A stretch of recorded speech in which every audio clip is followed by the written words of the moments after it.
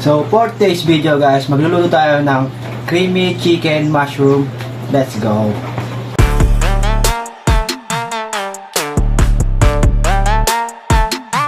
Ito yung mga pinrepare natin para sa lulutuin natin mamaya.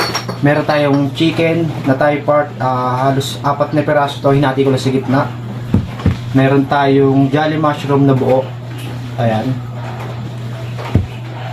Meron tayong nestle cream. Ito. Meron tayong nor chicken. Tapos bawang sibuyas. Yung kanina dito ay nilagyan ko na siya ng asin at paminta, both side.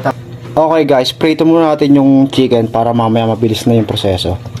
Konti lang yan, okay yan. Okay guys, prito muna natin yung chicken hanggang sa maging golden brown.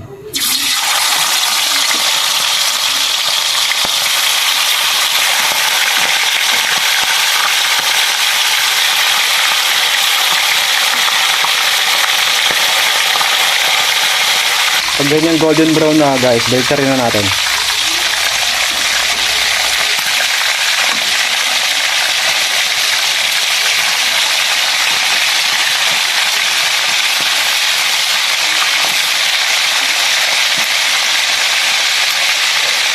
Okay guys, sa same pan, magdala tayo mag-isa, bawang sibuyas.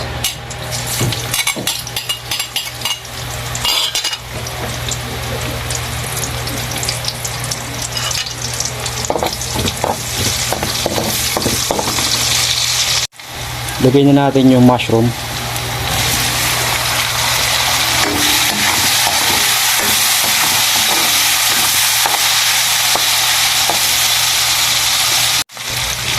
Pag okay na yung mushroom, lagay na natin yung pinirito natin kanina. Salang-salang na rin guys.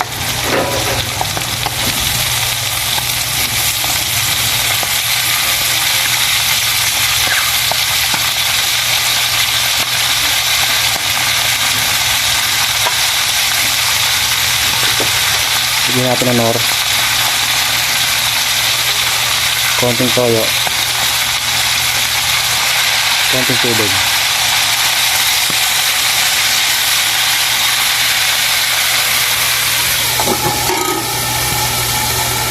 Okay guys, lagyan natin yung nestle cream.